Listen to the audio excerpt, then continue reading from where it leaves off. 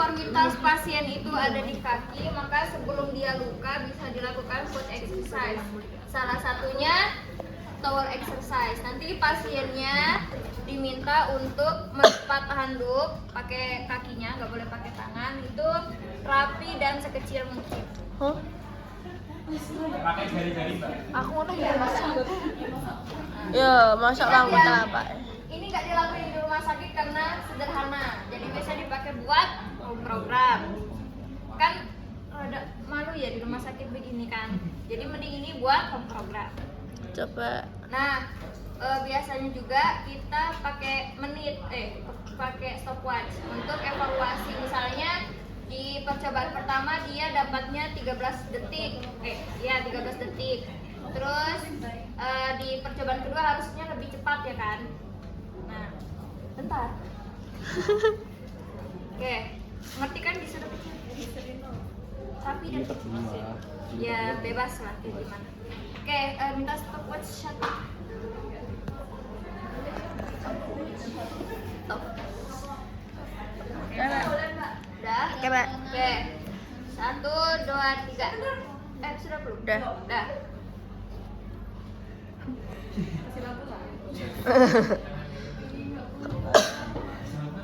Pakai. Bebas toh? Iya, bebas. Penting. Kaki.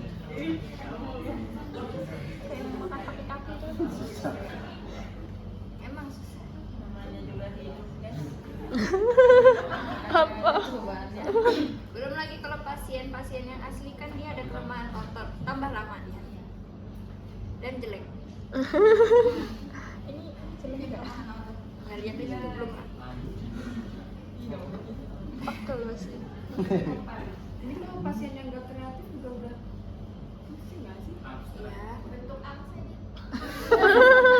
Keserangan. Dilihat lagi.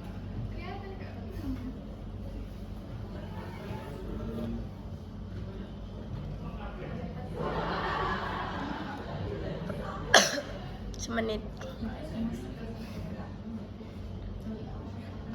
Ya.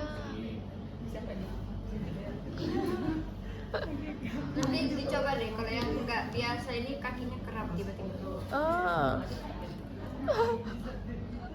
Wek. Yang rapi. Oh, ide. Kayak ngelepit martabak ini. Sudah problem deh. Lanjut, Pak. Lagi coba kecilin. Oke. Udah berapa? 1 detik. Aduh. Kayaknya dia paling lama deh. Nah, sekarang bisa pakai HPS atau Conan. Nah, ini nanti dibikin kayak bola kecil. Oh, di jemput Pakai kaki. Kuat tuh. Udah. 1, 2, 3. Oke, 2 kaki juga boleh. Misalnya ini bantuin ke sini dulu. Untuk bola yang kecil ya. sekecil mungkin, Mbak. Sekecil mungkin apa gimana, Mbak?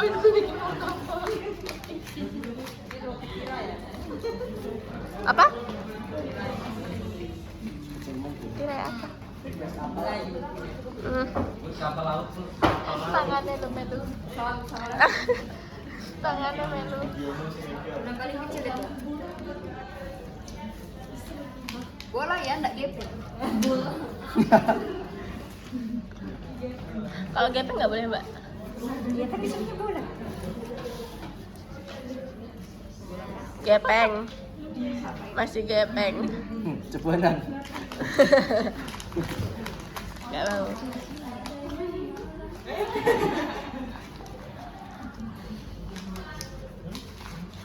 Kasih bentuk itu, bentuk bola kayak gimana?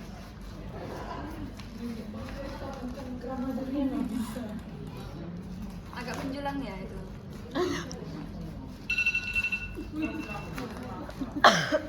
Bangun. Bangun tuh. Ya. Oke, sekarang gini. Kan pasien dengan gangguan Dan pola gait juga berpengaruh sama kognitifnya karena informasi dari kaki ke otak itu prosesnya lama kan. Jadi dia posisi berjalan, dia ada memiliki resiko jatuh tinggi. Misalnya ini kotak 1, 2, 3, 4, 5, 6. Nanti ini diangkat bukan digeser sesuai sama yang aku sebut angkat. Kaki kanan dulu. 2, 6,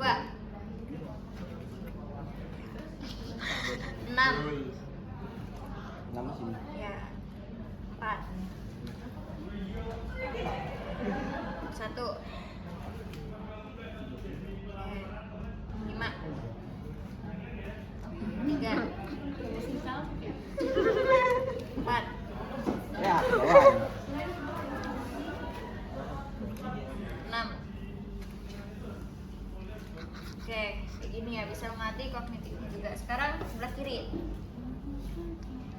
1, Susah. 4, 6, 3,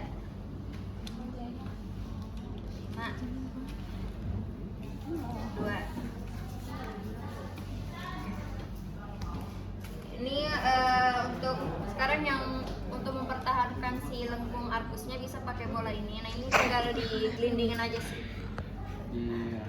Kayak gitu. Nah ini juga foot exercise. Yang kiri. Terus sekarang heel rise, tapi heel rise di lantai dulu. Berdiri. Heel rise ya. Nah. Coba 1, 2, 4, 3, 4,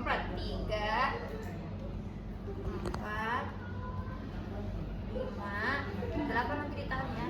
6, 7, 8, tahan. 1, 2, 3, 4, 5, 6, 7, 8. Lebih mudah di sini kan? Tahu alat itu enggak? Pernah nyoba? Nah sekarang dicoba. Nah ini matrasnya emang udah didesain untuk pasien lupus diabetikum. Jadi coba berdiri di situ. Nah, jadi dia beda kayak Bosu. Tahu Bosu kan? Nah kalau Bosu kan biasanya buat latihan keseimbangan atau strengthening. Nah kalau ini memang untuk pasien lupus diabetikum.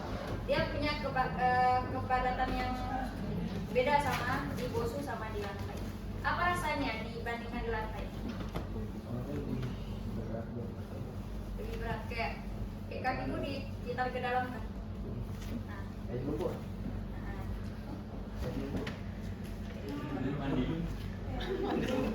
Coba diturun ke lantai. Lebih berat yang mana? Ya, coba one next time di lantai.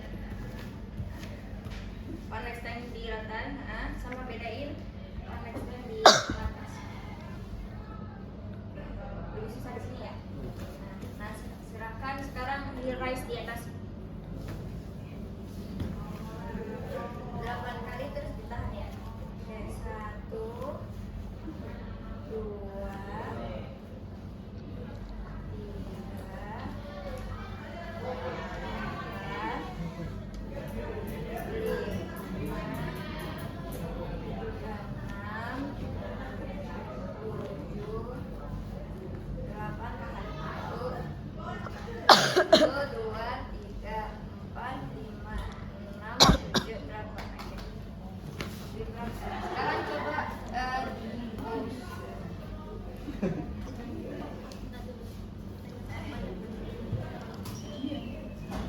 Wah.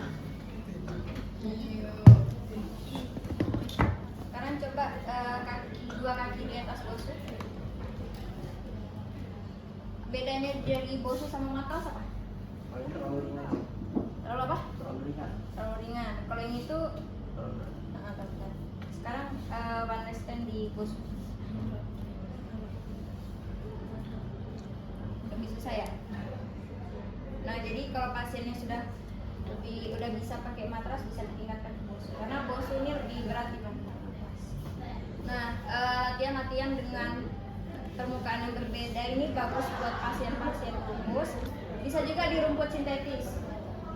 Kayak rumput sintetis itu kan bisa lebih licin, jadi bisa dilatih di situ. Nah, karena orang itu nggak selamanya jalan di jalan yang permukaan datar, terus halus, bisa aja dia pasiennya di atas rumput atau di jalanan yang becek. Jadi latihan-latihan dengan base yang berbeda-beda itu bagus untuk pasien lupus.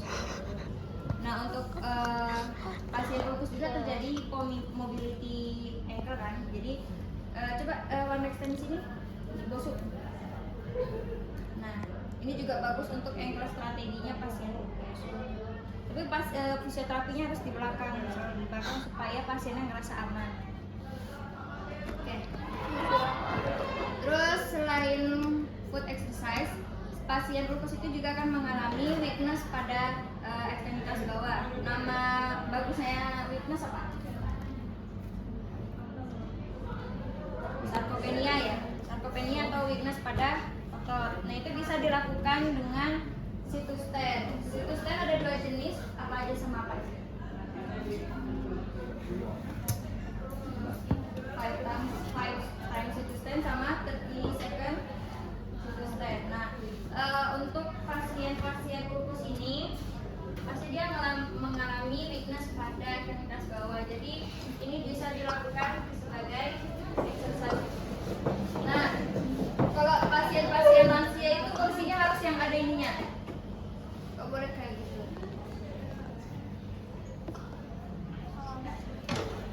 Berapa cut skornya pasien lansia 30 second? Misalnya dia dikatakan gagal kalau kurang kayak lebih dari 12. Kalau kamu 20 berapa? 20 pas ya, 17 kali lah kira-kira. Coba duduk dulu. Nah, jadi nanti situ stand secepatnya, tapi harus duduk posisinya, nggak boleh kayak setengah ngambang atau yang penting duduk sedikit. Dia harus full. Terus kakinya nggak boleh ngangkat. Jadi benar-benar ya kayak gitu. Stopwatch 30 detik. Nah, harus 17 ya.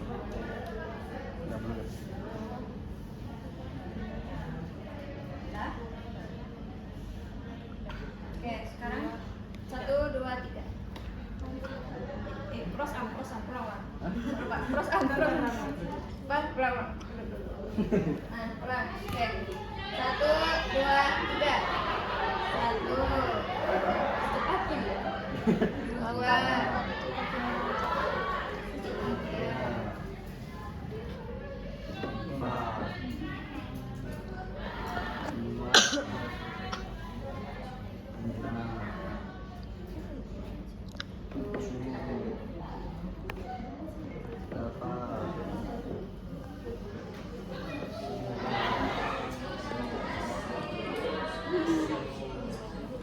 Doang kalah sama lansia ya. 13 nggak nyampe. Nah, jadi ini bisa salah satu untuk evaluasi, bisa buat strengthening juga otot-otot ekstremitas bawah. Oke, untuk exercise sudah, sekarang kita ke tense.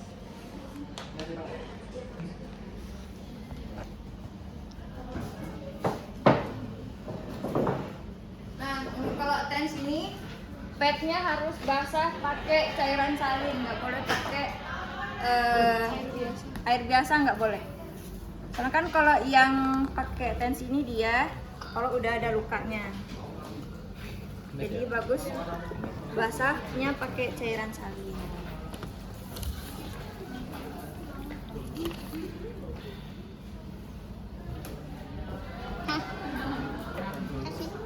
Langsung praktek, Mbak?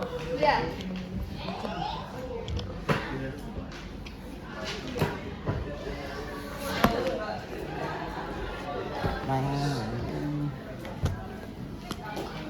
Ini aku contohin dulu, nanti kalian silahkan praktek ya.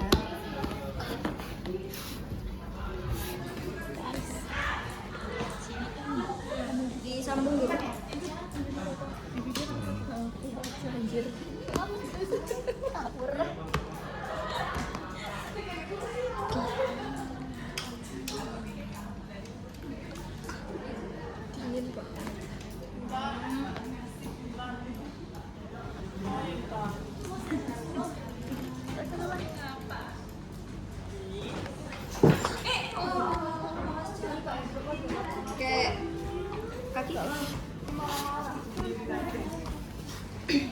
Jadi setelah di irrigation pokoknya sudah bersih, terus kita bisa pakai TENS. Gambar ya, misalnya di sini ada luka. Nah, penempatan padnya ini dia 1 cm di bawah luka. Bawah Terus atas. dia harus, kalau nggak begini, bisa begini, jangan begini. Oh. Nah, semakin dia dekat, maka dia tarik menariknya juga semakin kuat. Jadi dia sekitar 1 cm di bawah luka. Posisinya mana gini ya, buat ngebalut. Nah, terus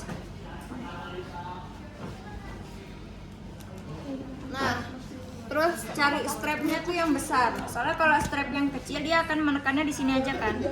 Nah, kalau dia menekannya cuma di sini aja, dia bisa resiko tinggi luka bakar. Jadi pakainya strap yang besar.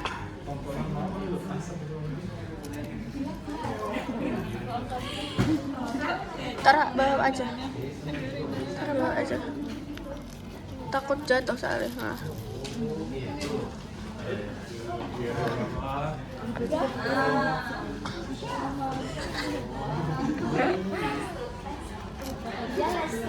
Nah, kalau dapat strap yang kecil ini bisa diakalin.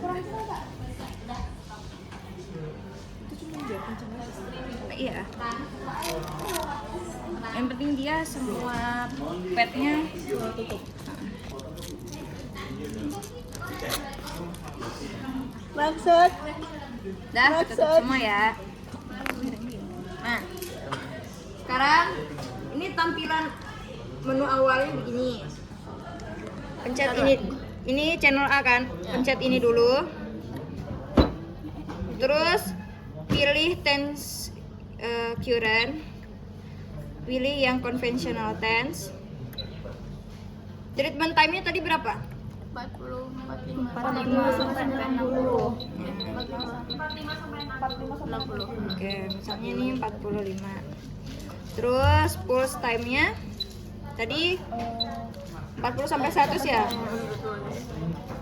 Oke, misalnya ya sampai kan berarti bebas kan? Oke. Nah, pulse shape-nya ini kalau bentuknya kayak gini dia simetris. Tapi kalau dia bentuknya kayak gini dia asimetris. Kita pakainya yang simetris karena asimetris itu dia bisa mengeluarkan reaksi kimianya lebih besar. Jadi pasiennya bisa gatal-gatal. Jadi pilihnya yang simetris. Frekuensinya berapa sampai berapa? Oke. Nah, kalau frekuensi semakin besar frekuensinya maka dia gelombangnya semakin padat kan? Jadi dia rasanya juga lebih lembut. Nah, itu biasanya untuk grade superficial, misalnya grade 1 kayak gitu. Nah, biasanya kalau bisa misalnya grade 1 80 sampai 120 atau grade 2 berarti di bawahnya 80 kayak gitu. Jadi misalnya kalau nanti ditanya kenapa pilih pilih frekuensi sekian, karena dijelasin aja.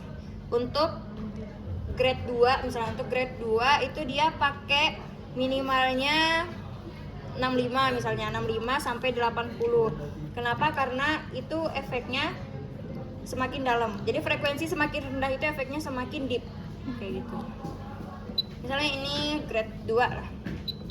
Jadi misalnya ya 65 lah sampai ininya 80 misalnya.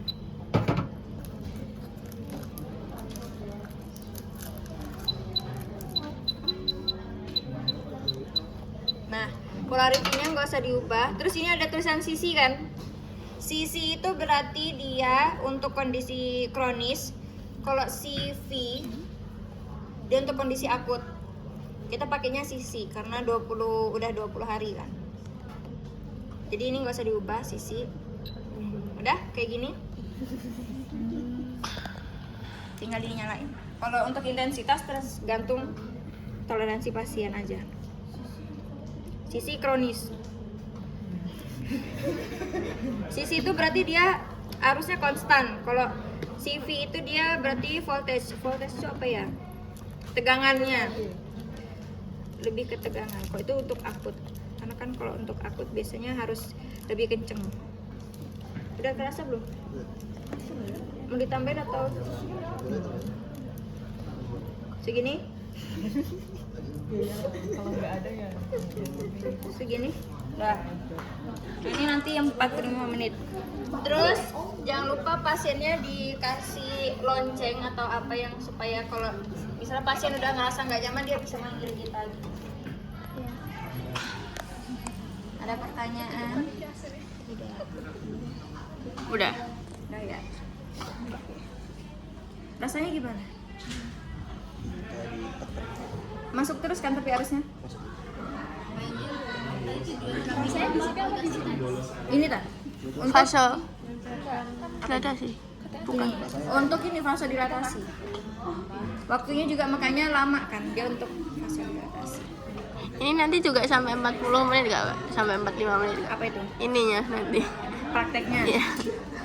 Enggak lah. Tapi bilang kalau ibunya nanya berapa menit baru dijawab.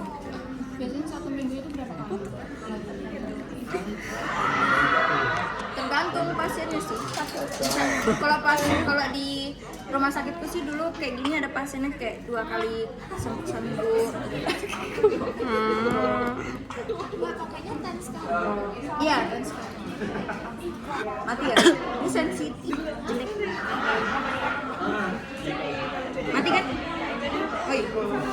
Ya, mati kan? Kerasa apa sih? Padahal nol.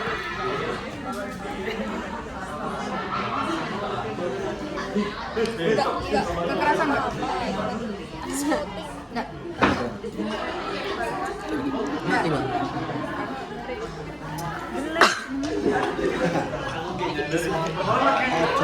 Kalau di RS lebih bagus, Mbak, ininya.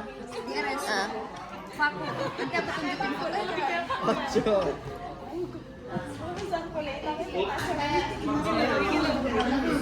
Pernah lihat dong? Dia nanti disedot tubuhnya tuh disedot ke dalam. Oh. Kan? Lebih efektif yang itu, Mbak, berarti. Masa gak ada kabel lain tuh mbak? Pas sebelumnya juga begini sih. Boh.